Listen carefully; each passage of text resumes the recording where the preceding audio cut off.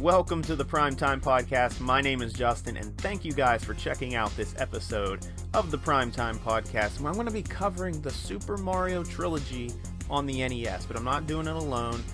My friend Timmy will be joining me. He loves the Super Mario franchise, but he will be on in just a bit. And it's a good episode. It's a good episode. You're not going to want to miss it. I did notice, though, going back during editing, on his microphone, you can kind of hear some air, and I'm not sure. He may have had a fan on or the AC on or something, but it was hot that day. It was about 90-some degrees. And, but anyways, it's not a big deal. So if it is a big deal, you don't have to listen, but I'm telling you, you're going to want to listen. There's some good conversation just between two friends talking about something we both enjoy, and that being video games. So you're definitely going to want to check this episode out. Check out the episodes before this one as well. I mean, there's all kinds of episodes. Subscribe to me on Podbean, on Google Play Music. Download the Google Podcast app, and you can subscribe to the Primetime Podcast there. Or just head over to my YouTube at Primetime 21st Gaming and subscribe there for episodes of the Primetime Podcast. Sometimes I'll even do live versions of the Primetime Podcast with video, and you can check those out over there as well. So, without further ado, let's get started with the Super Mario Trilogy on NES.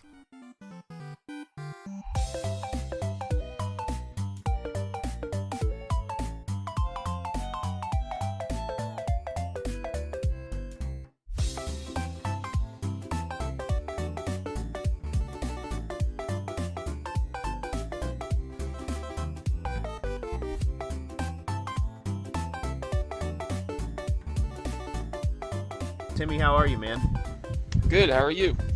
I'm doing good. I can't complain, but this is your first time on the Primetime Podcast, and every time Yes, sir. I have a new guest on, I always ask, what is your all-time favorite video game? And I know that kind of puts people on the spot, but, like I said, it could be anything. It could be anything new. Like I said, it could come out last week.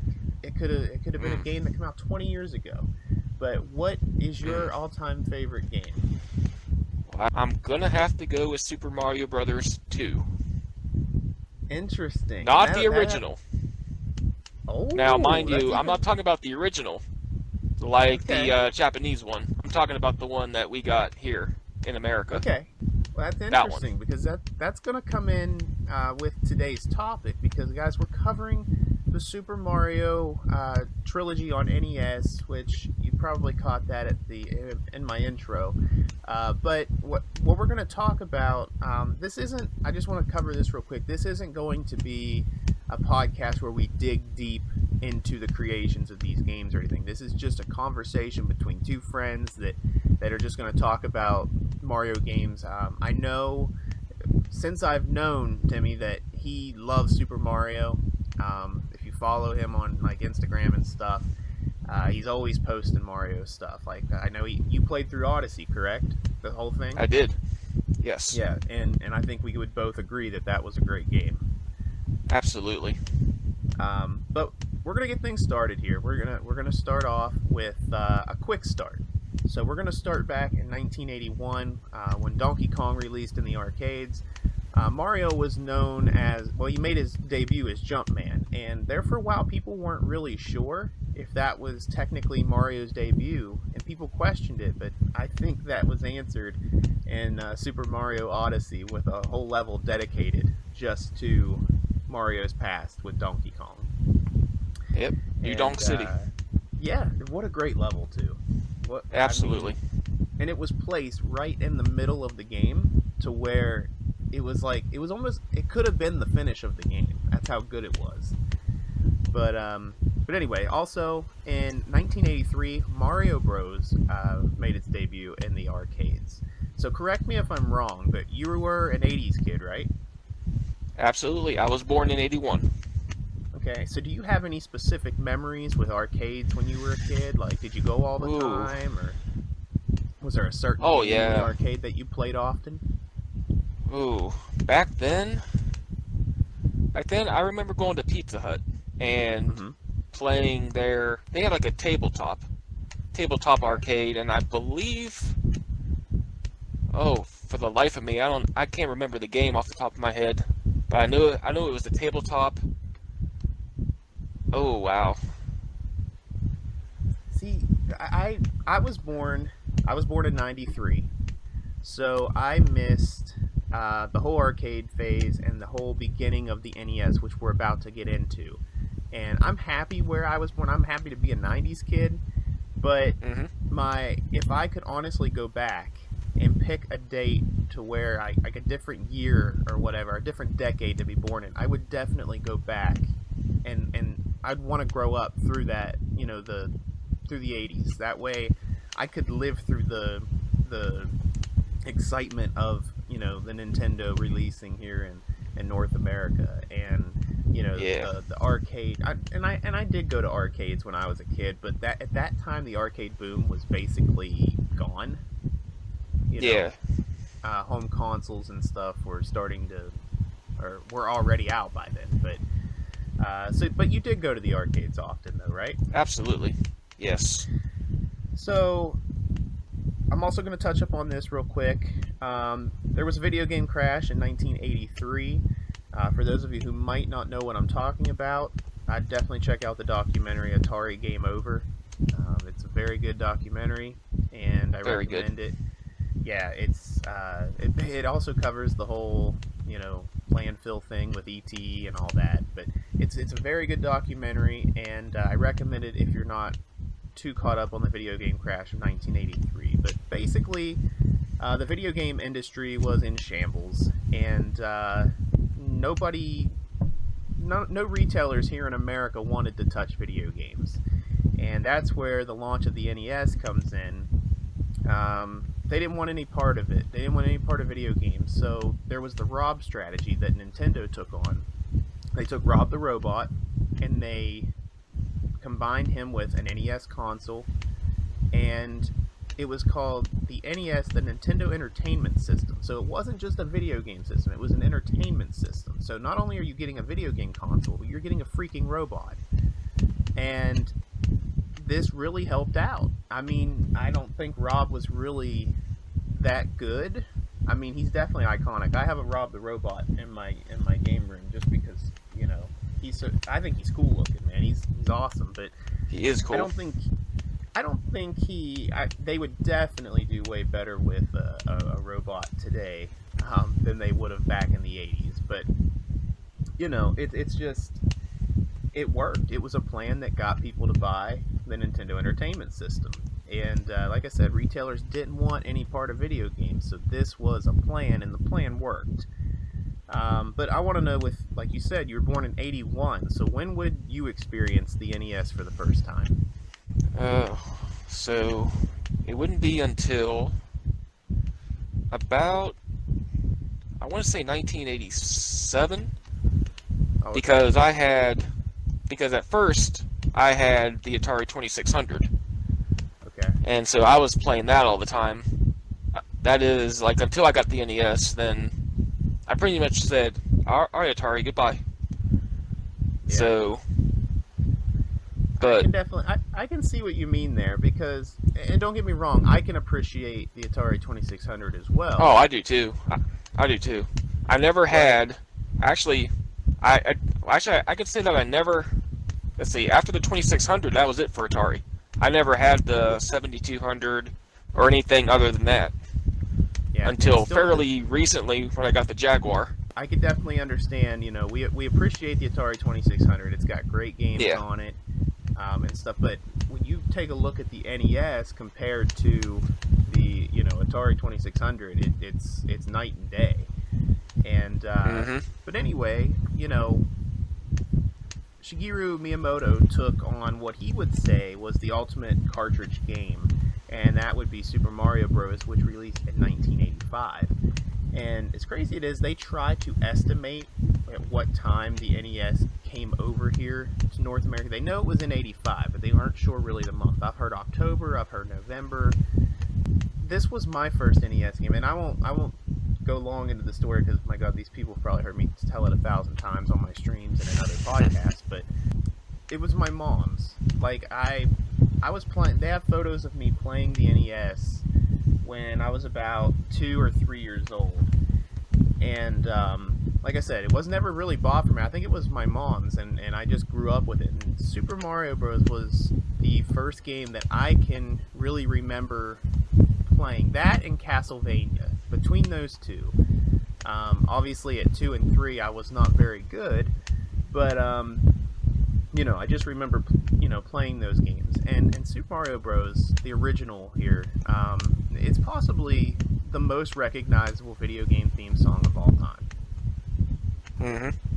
I mean, No doubt. For people who don't have any interest in video games, they know who Mario is. They know what the song is, And I have this game memorized like the back of my hand. Like World 8 Level 3 is by far the hardest stage in my opinion. But I want to know, what do you think has made this game as iconic as it is? I would say, just like you said, I would say like it was the character Mario itself. Yeah. It's just. I mean, there was I don't know. a lot. And believe it or not, man, I've seen reviews and stuff, and it's always rated high because it's a top game. Man. Yeah. It's huge, and I've seen reviews though where people are like, "Oh, it's so repetitive, and I mean, I can honestly say I have never played through the entire game, like World 1, 2, 3, 4, 5, 6, 7, 8. I've always used the warp pipes and stuff. I've always used those. And I have beaten the game that way. But once me too. I think once you get to World 8, I think the first level's okay. Second one's a little challenging. 3 is certainly challenging. And once you get to the final castle, it pulls like a certain kind of, I don't know, like a mechanic where if you don't go the right direction, it'll just keep repeating the screen. Kind of like the video game that never came to be, PT Silent Hills. It was just a repeating hallway constantly. It's such an iconic game, and I think that it was great that this game released the same time that the NES released over here in North America, because over in Japan, the Famicom released in '83. So they waited 2 years in Japan for this game. And I'm not so sure that the NES would have taken off in the US had it had to wait 2 years for this game. I think releasing with this game definitely helped it out. Oh, for sure. But you had mentioned there just a moment ago that you have used the warp pipes in the game as well. So you've beaten the original Mario. I have. It's a great game. I think we both can agree to that. And Absolutely. I'll say, dude, I'm very surprised by how many people I've talked with that didn't even know the difference between Mario Bros. And Super Mario Bros. They thought Super Mario Bros. Began. Yeah, there is a big difference. Mario Bros. Is that arcade game where, God, there's like platforms and the POW box and the different enemies coming out of the pipes. You just got to clear the screen, basically. Yeah, basically, you had crabs too, I believe. Yeah, the crabs, the turtles, all kinds of enemies. Oh yeah, and it's a good game too. But Super Mario Bros. Took it to a whole nother level. And I will, just a preference question for you. Who's your favorite Mario brother? Mario or Luigi? Oh, wow. Well, it kind of, I would have to say Mario. I mean, back then there was no difference between the two. Right. Like now, like Luigi's known for his high jumping ability. Yep. Back then, he was equal. Characteristics now. Yeah. So and on that, I would have to say Mario. Well, my sister would play this game with me often. I have an older sister. She was born in '89, and she was never really into video games, but she would sit down every now and then and play a game or two with me. And I always, of course, being the younger sibling, had to play player 2. And I would be Luigi, and dude, I still love Luigi to this day. I think Luigi is my favorite Mario Bro, and that even goes further with Luigi's Mansion and stuff. I really grew attached to the first Luigi's Mansion, but that's for another day. But you had mentioned you had a 2600, and heck, I would assume you've played Pitfall. Absolutely. And, Pitfall is probably my favorite Atari 2600 game. Mine too, for sure. Oh, that's awesome, man. I mean, if you look at Pitfall and then compare it to Super Mario Bros., the side-scrolling alone is just better than anything we had seen, up until that point. It's so smooth, where Pitfall would literally cut to the next screen once you advanced all the way left or right. It was like a cut. It wasn't like just a roll. It would just go to a new screen. And, I think Super Mario Bros. Nailed it. And, there's a reason it's iconic as it is today, and it still remains high up top.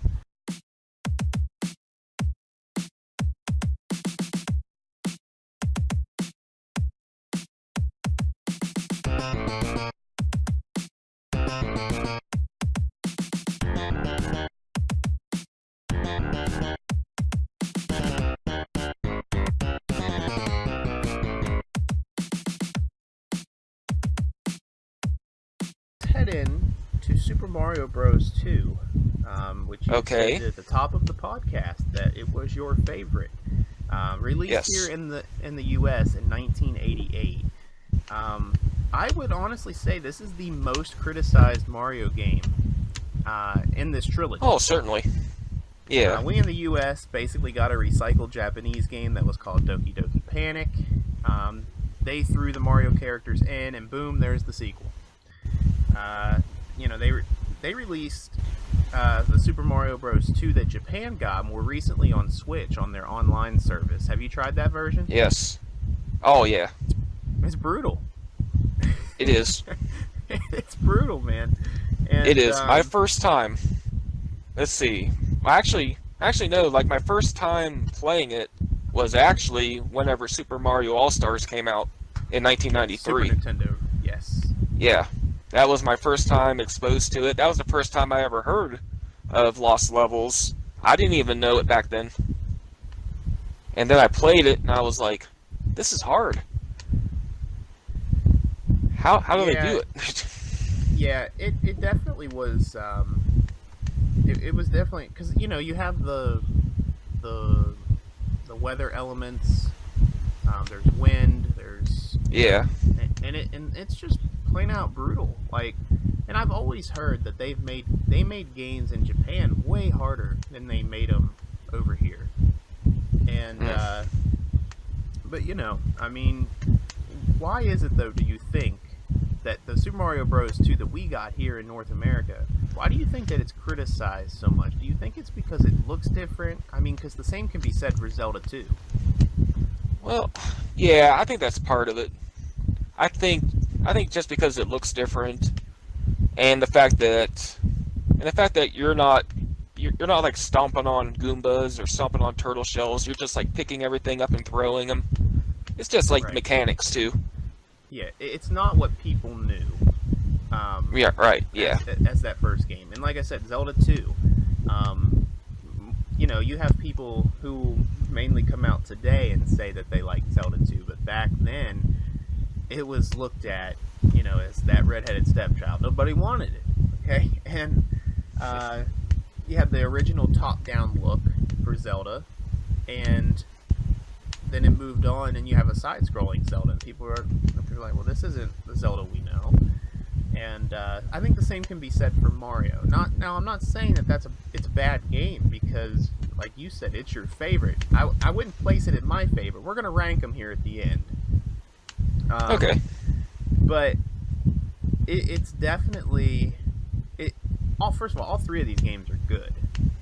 All three. Yeah. NES Mario games are good, but unfortunately, one of them has to have that third place, and we'll rank them here in a little bit. And I think that this game. I mean, Nintendo Power ranked Super Mario Bros. 2 as the 8th best NES game, and That's fair. I'm sure you know of the Super Mario Super Show. Oh, yes. It used these newer characters and these settings and the music from this game. But I mean, it definitely was successful. You can't say it wasn't successful. It definitely took off here. And as I mentioned earlier, I love Luigi. And even though we got two completely separate games, his characteristics in the Japanese and the US versions were the same. Like, Luigi could jump higher than Mario, like we talked about. Mario could stop on a dime, where Luigi slides all over the place, like he's clumsy or something. But the US version of Super Mario Bros. 2 was so successful that in 1992 they got a release of it in Japan named Super Mario USA. And we wouldn't, we would know their Super Mario Bros. 2 as, in the Lost Levels. So it's, since you've played a bit of both, the Japanese version, and you've played the one that we got here in the U.S., you've said that. You said you beat the first game. Did you beat the second game? Mario 2, the one that we got. Yes, the one that we got. Yeah. Really? I did. See, I never completed that game. It took me a while, but I finally did it. I got. And I was so ecstatic. Yeah. Well, let me ask you then: who's your go-to in that game? Because you got Toad, Peach, which were two characters that this was their first time that you could play as them. Yeah. And you got Mario and Luigi. So who was your go-to? Wow, I would cycle so much between all four, but mainly I use Luigi. Yeah. I would have to. I would say I have to use him more because of his jumping ability. Yeah, when his legs get going and he gives you that little bit of extra boost that you need. I also I've used Peach before because she's got that slow float. You know what I mean? 5-second hover. Yeah. Yes, and that can come in handy as well. But yeah, if you guys don't know about Doki Doki Panic, it was basically its own game. It's literally this same game. Just a couple things, small things, Oh, very small things. Yeah, like the characters and the characters in Doki Doki Panic. I don't know all their names and stuff, but oh wow, they literally had the characteristics that they gave. I remember the one that they switched out Luigi. They also had the extra boost, the jump, and stuff like all of that. But I've never played Doki Doki Panic. I have watched videos on it, and as much as Mario 2 is criticized, I still think that it is a great title in the series. Yeah, and I think the saddest thing about this is that we here in the U.S. will probably never get to see Doki Doki Panic on the Switch Online or at all. So why do you think? Why? I mean, what would that? Well, I know that Fuji Television pretty much owns the rights to the characters and whatnot. Probably the franchise. So I would say that's a big reason why. Yeah, but still, I would love to see it on the Switch Online in some way, shape, or form. I mean, if you guys it'd be neat. NES, if you have an NES Classic, I'm not saying that you should go and download it, but maybe you should. But yeah, if you guys want to play it that bad, it's out there. It can't be that hard to find. It is. It's out there. It would be nice to have on the Switch, Okay, so they are. Oh, are they? Okay, so they are. They are. Mama. Okay, Mama's one. That's like. That's like Luigi. Luigi. Yes. Yeah, Luigi took her place. Lena can hover, and she was replaced by Princess Toadstool. Peach. Oh, that's right. Toadstool. Oh, Peach. Yeah. Papa is the strongest character, so that was Toad. Strongest character in the game, can run the fastest, but he's not very good at jumping. That's Toad. Mm-hmm. Let's see, who am I missing? Oh, I am missing Mario, and that was, I believe it was Imogen. Imogen is his name. It was like a play on words with like imagine. Imogen. Oh, okay. So that was the balanced character. So that was Mario. Oh, all right, interesting. So that's all four. There they are, guys. There they are. But yeah, I think it's a good game. You just gotta kind of step out. Yeah. Don't have tunnel vision. You know, don't just be looking at that original Mario game. Open it up a little bit, expand a little bit, and if you take the time, like I said, I've never played through the whole game, but I've played many hours of it. It is definitely a lot of like the more iconic characters from the Mario franchise came from Mario too, like Shy Guy. Yes. That's right. I believe Birdo also. I think in the game, I think they gave Birdo a different name at the end during like the end credits. But yeah, Birdo, Shy Guy. Yeah. And I'm pretty sure there's a few more characters that like stuck around after.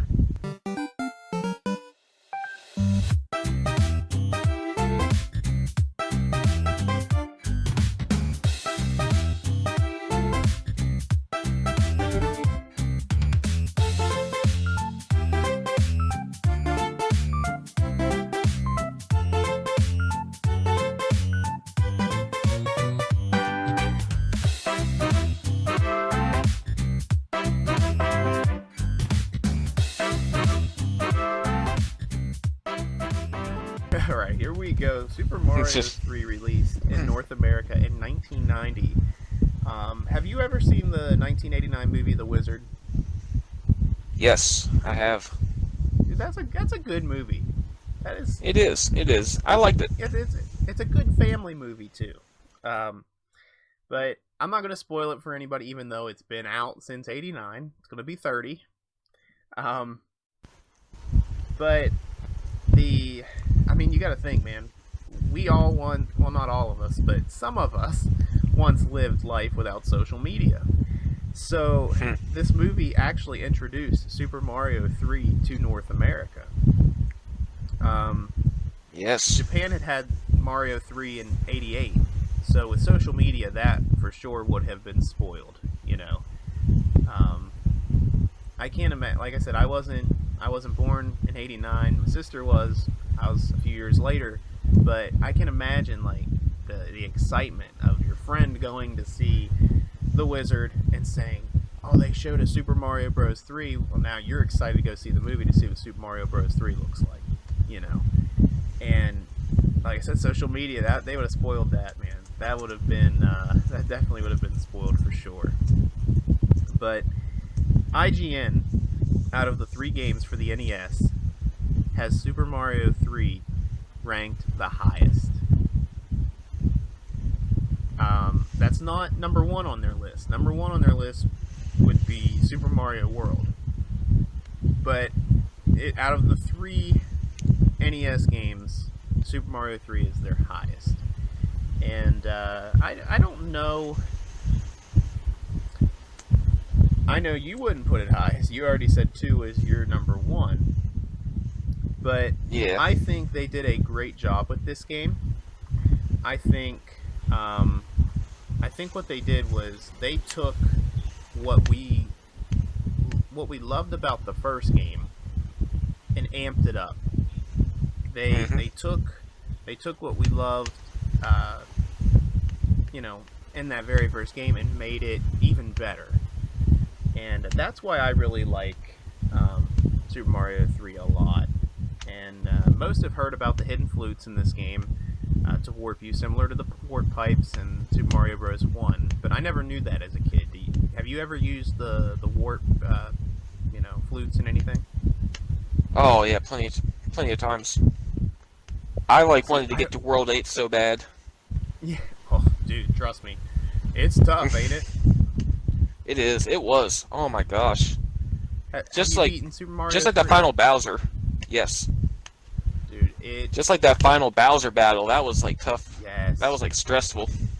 Well, when you get to the one castle towards the end there, and you have to find the doors are confusing, and then Yeah. you get on that one ship level there at the end, and it's moving and it's going so fast. There's so much going on, and it's challenging. It took me a very long time. Like, I would honestly say I didn't beat that game till maybe 5 years ago, maybe four or 5 years ago, I'd say.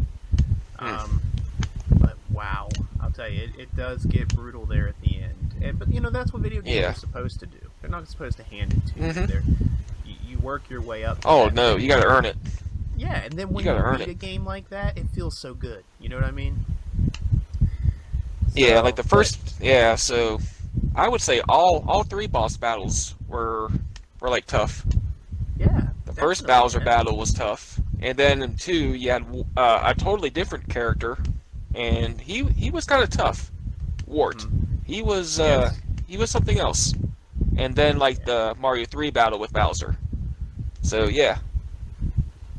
Well, this game introduced a lot of new things as well to the Mario series, but I want to just cover a couple things that stand out to me, like the killer sun.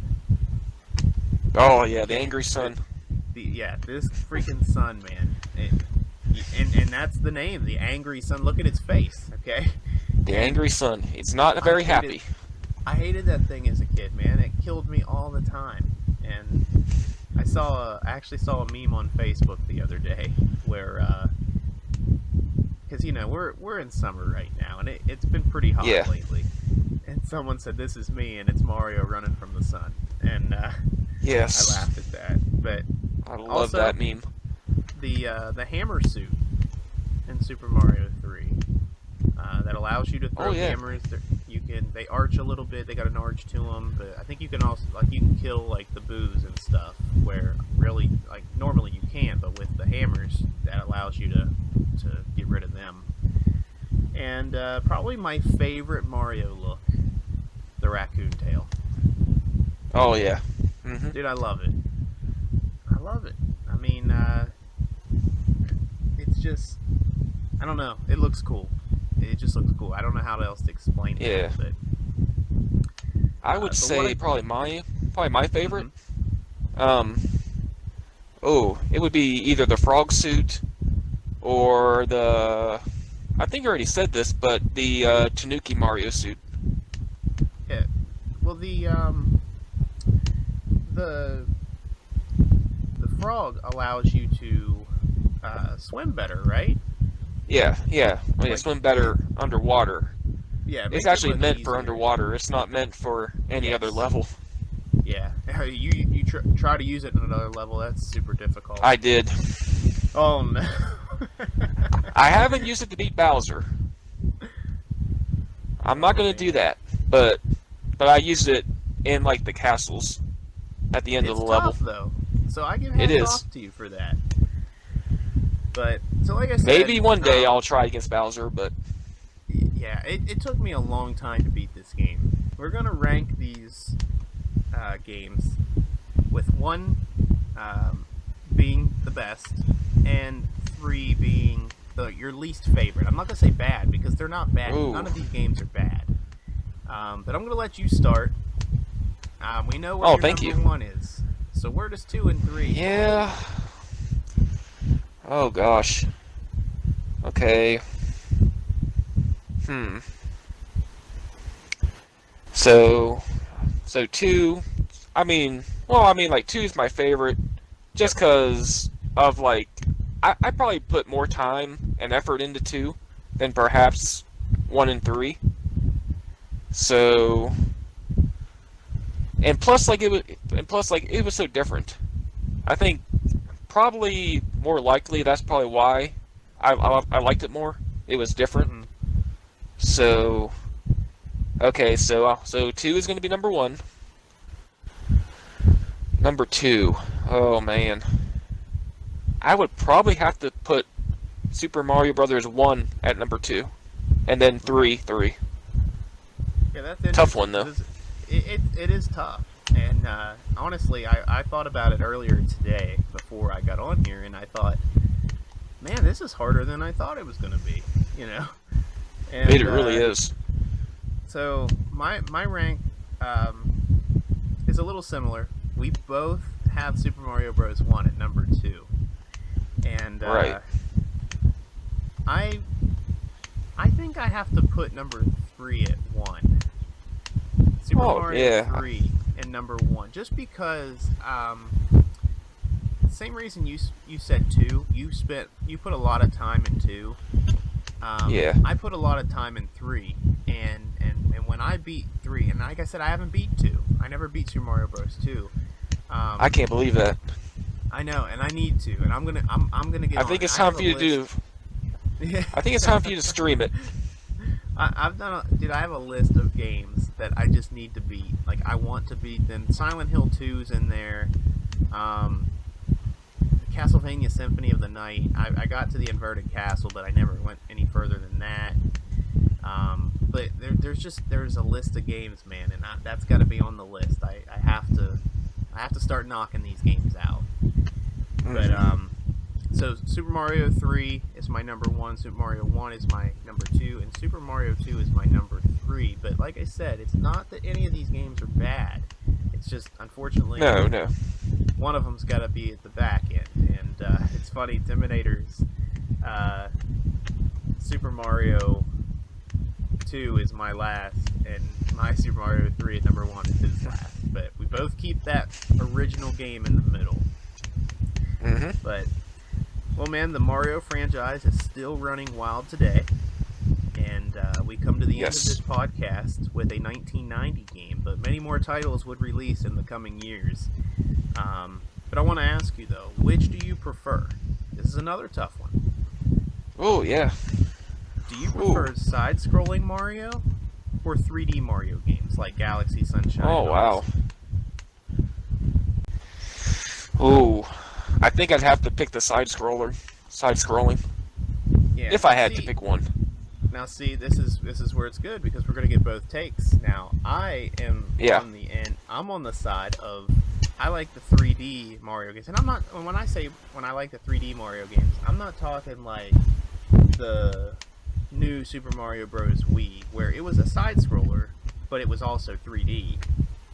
Right.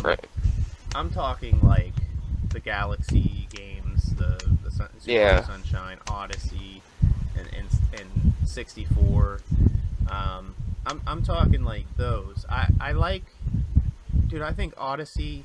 I think I reviewed it and I gave it a perfect rating. Like that game just felt, it was so smooth, man. It's just, I know I said smooth already, but it did. Like when you're playing the game, the controls are like, a warm knife cutting through butter. It was just so, it felt good to play the game, and I like that. I like that. Yeah, hot knife through butter. Yeah, dude, it was a great game. That, and I like a game with a story, and sometimes. Oh yeah, it definitely had a story. We get a repeated story every now and then with, Mario's got to save the princess and stuff like that. More often than not. Same with Zelda. Link's got to save Zelda all the time. It's like, well, why can't Link get captured and let's play as Zelda for the first time? Yeah, I have lost count of how many times that has happened. Yeah, she always gets kidnapped. So before we get out of here, man, I want you to give your social media plugs and your streaming and stuff. All right, plug time. So you can find me on Twitter, Twitch, Instagram, YouTube, Mixer, pretty much all the basic social media. All with the name Timinator1781. All right, so it's just that simple, huh? Everything's Timinator1781. Yep. All right, so there it is. Check him out, guys. Timinator1781. Subscribe to him on YouTube and follow him over there on Twitch. Sometimes you can catch him playing with me on Friday the 13th. We do some live streams. I try to do one every week. Sometimes it gets by, but definitely check him out. Subscribe to him there. All right, guys, that is it for this episode of the Primetime Podcast. I hope you enjoyed it. Be sure to check out my other episodes. You can listen to the Primetime Podcast through my YouTube channel, Primetime 21st Gaming. You could also go to Google Play and download it, Podbean, or download the Google Podcasts app and find me there. Be sure to subscribe. Also, check out my sponsor, Catalyst Men's, the great sponsor of Primetime 21st Gaming, and the Primetime Podcast. Thank you guys so much for listening.